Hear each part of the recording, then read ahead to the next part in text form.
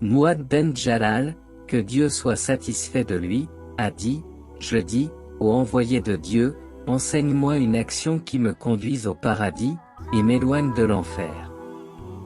Il répondit, certes, tu m'as demandé une chose grave, mais elle sera simplifiée pour celui à qui Allah, très haut, facilite la tâche.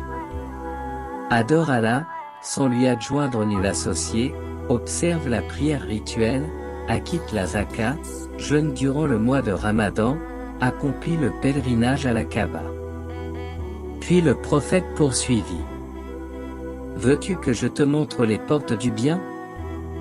Le jeûne est un rempart. L'aumône éteint le péché comme l'eau éteint le feu.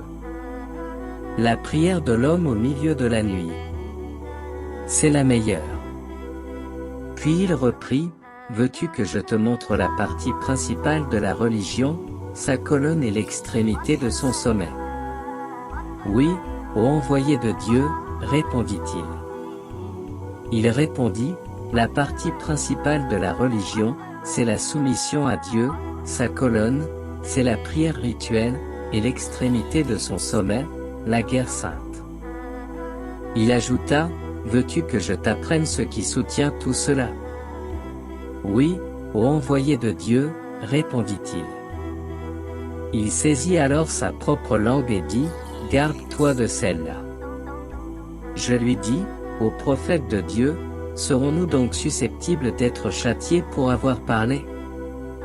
Il me répondit, malheureux, est-ce que les gens ne tombent pas en enfer, face en avant, sur leur nez, comme conséquence des calomnies que profère leur langue?